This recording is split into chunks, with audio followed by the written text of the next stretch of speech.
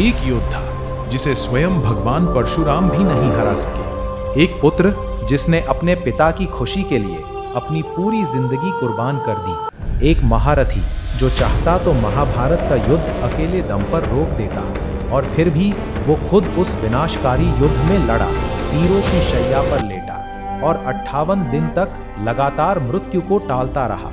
ये कहानी किसी देवता की नहीं है, ये कहानी एक ऐसे इंसान की है जो अपने त्याग से देवताओं से भी ऊंचा उठ गया।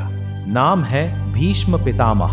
नमस्कार दोस्तों, मैं हूं आपका भाई और आप देख रहे हैं शिवोहम लैब। आज हम खोलेंगे वो राज जो इतिहास के पन्नों में दबे हैं। चलिए शुरू करते हैं, लेकिन एकदम शुरुआत से।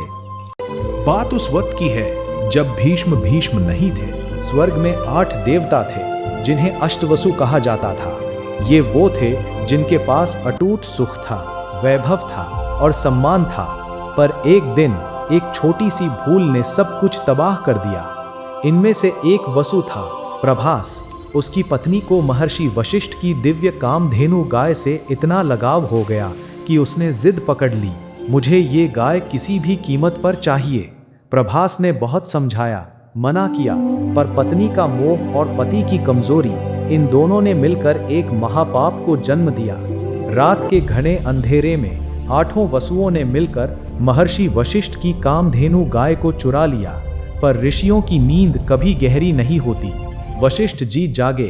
क्रोध में आकर उन्होंने ऐसा श्राप दिया कि आकाश फट गया। जाओ, तुम सब के सब मृत्युलोक में मनुष्य बनकर दुख भोगो। बाद में बहुत विनती करने पर ऋषि ने थोड़ी दया दिखाई। 7 वसु तो जन्म लेते ही इस श्राप से मुक्त हो जाएंगे। लेकिन प्रभास, जिसने ये पूरा षड्यंत्र रचा था, वो धरती पर एक लंबा जीवन जिएगा, भयानक त्याग में, घोर एकांत में और गहरे दर्द में। और यही प्रभास आगे चलकर बना देवव्रत, यानी भीष्म पितामह। सोचो दोस्तों, एक पल की कमजोरी, एक पत्नी की जिद और एक पति का मोह, और पूरा जीवन बदल गया। अब इन 8 वसुओं को जरूरत थी एक ऐसी मां की जो 7 बच्चों को जन्म देते ही नदी में बहा दे और 8वें को जीवित रखे। साक्षात मां गंगा इसके लिए राजी हो गई, पर उनकी एक बहुत कठिन शर्त थी। उन्हें एक ऐसा पति चाहिए था जो उनके किसी भी काम पर कभी कोई सवाल न उठाए। ठीक उसी समय हस्तिनापुर के राजा शांतनु गंगा के तट पर शिकार खेलने निकले। वहां उन्हें एक असाधारण सुंदर युवती दिखाई दी। शांतनु का दिल डोल गया। गंगा ने विवाह के लिए शांतनु के सामने वही शर्त रख दी, राजन, मेरे किसी भी कृत्य पर कभी सवाल मत उठाना। जिस दिन तुमने पूछा, मैं उसी क्षण तुम्हें छोड़कर चली जाऊंगी।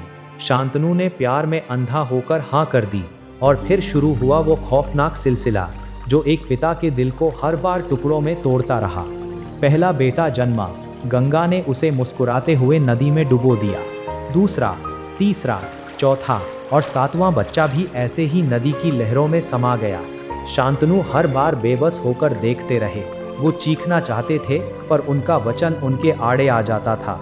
और जब 8वां बच्चा जन्मा, वो परम तेजस्वी असाधारण बालक, तो शांतनु से अब रहा नहीं गया। वो दौड़ते हुए गए और उन्होंने गंगा का हाथ रोक लिया। बस देवी, अब बहुत हुआ, इस मासूम को मत मारो। गंगा रुकी। उसकी आंखों में आंसू थे, पर वो मुस्कुराई।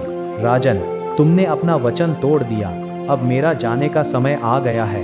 पर जाने से पहले उसने राजा को पूरा सच बताया कि ये 8 बच्चे कोई साधारण बालक नहीं, बल्कि स्वर्ग के अष्टवसु थे जो उसके जरिए श्राप से मुक्त हो रहे थे। ये 8वां बालक देवव्रत है। इसे वो अपने साथ ले जा रही है। इसे सर्वश्रेष्ठ शिक्षा दिलाकर वो राजा को वापस सौंप देगी। शांतनु रोते रहे, पर नियति के आगे कुछ कर नहीं सकते थे। भीष्म की कहानी का दर्द उनके जन्म से पहले ही शुरू हो चुका था। राजा शांतनु गंगा के किनारे अकेले और उदास बैठे थे। तभी उन्हें दूर एक पराक्रमी युवक दिखा। उसने अपने दिव्य बाणों की बौछार से गंगा की तेज धारा को पूरी तरह रोक दिया था। पानी एक दीवार की तरह खड़ा था। शांतनु हैरान रह गए। उनका पुत्र देवव्रत लौट आया था। वो ब्रह्मास्त्र, दिव्यास्त्र, राजनीति, वेद और युद्ध नीति सब कुछ सीख चुका था। वो साक्षात भगवान परशुराम का शिष्य था। और देवगुरु बृहस्पति का विद्यार्थी। पूरे हस्तिनापुर में उत्सव मनाया गया। पर कुछ सालों के बाद एक दिन राजा शांतनु यमुना के तट पर घूम रहे थे। वहां उन्हें एक सुंदर मछुआरिन दिखी जिनका नाम था सत्यवती। शांतनु का मन फिर से उनके मोह में बहक गया। जब वो सत्यवती का हाथ मांगने गए तो सत्यवती के पिता दशराज ने एक बहुत ही क्रूर शर्त रख दी। राजन, मेरी बेटी का बेटा ही हस्तिनापुर का अगला राजा बनेगा, देवव्रत नहीं। शांतनु चुपचाप लौट आए। वो अंदर ही अंदर घुटने लगे। जब देवव्रत को अपने पिता की इस उदासी का पता चला तो वो खुद दशराज के पास पहुंच गया। दशराज ने देवव्रत के सामने भी वही शर्त दोहराई। तब देवव्रत ने कहा कि मैं राजा नहीं बनूंगा। इस पर दशराज बोले, तुम नहीं बनोगे देवव्रत, पर तुम्हारी आने वाली संतान तो मेरे नाती का हक छीन सकती है। ये सुनते ही देवव्रत ने गंगाजल अपने हाथ में लिया और इतिहास की सबसे भयंकर प्रतिज्ञा ली। मैं आज से आजीवन ब्रह्मचर्य का पालन करूंगा, न कभी विवाह करूंगा और न कभी संतान उत्पन्न करूंगा। ये मेरी प्रतिज्ञा है, अटल, अखंड और अमर। ये सुनते ही आकाश से फूलों की वर्षा होने लगी। देवताओं ने आसमान से सिर झुकाकर कहा, भीष्म भीष्म, और उसी दिन से देवव्रत का नाम पड़ा भीष्म, यानी वो जिसने इतनी भीषण प्रतिज्ञा ली।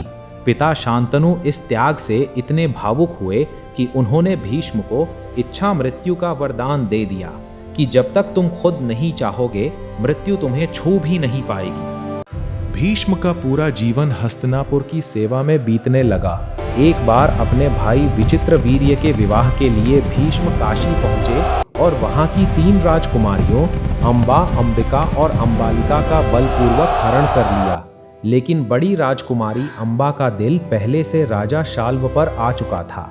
भीष्म ने आदर सहित अंबा को राजा शाल्व के पास भेज दिया, पर शाल्व ने अंबा को अपनाने से साफ मना कर दिया और कहा, तुम भीष्म द्वारा जीती जा चुकी हो, अब मेरा तुमसे कोई नाता नहीं।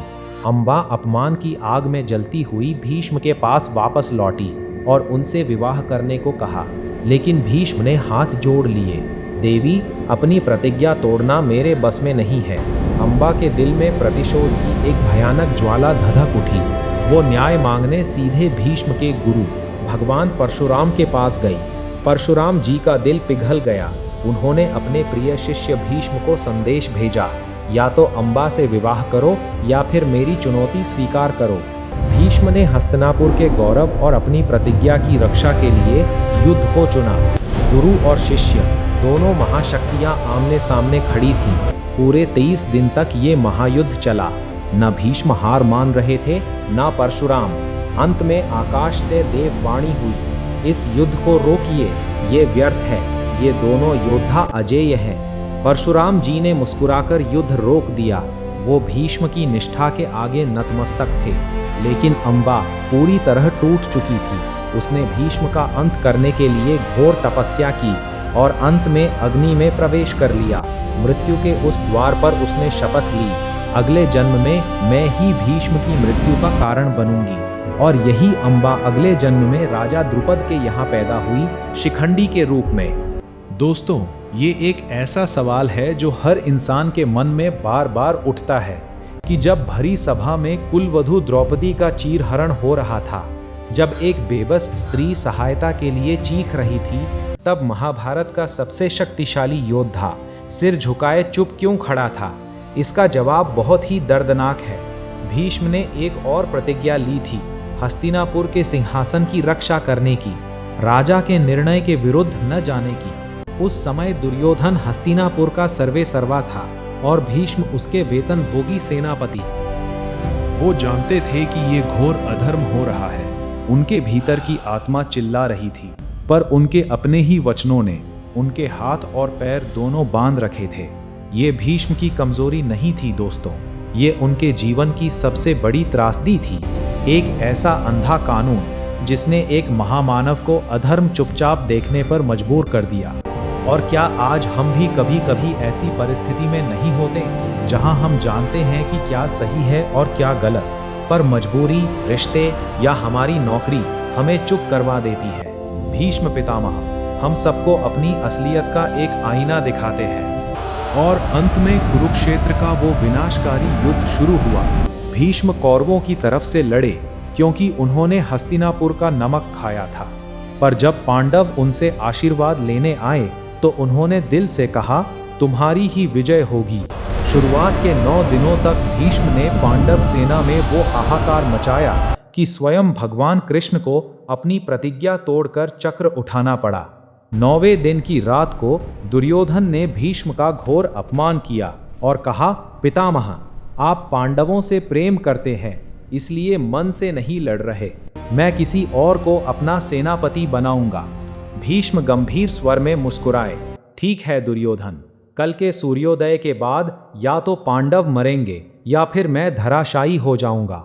10वें दिन का युद्ध शुरू हुआ। पांडवों ने भीष्म के सामने शिखंडी को आगे खड़ा कर दिया। जैसे ही भीष्म की नज़र शिखंडी पर पड़ी, उन्होंने अपने धनुष बाण जमीन पर रख दिए। उन्होंने प्रतिज्ञा ली थी कि वो किसी स्त्री या नपुंसक पर कभी शस्त्र नहीं उठाएंगे।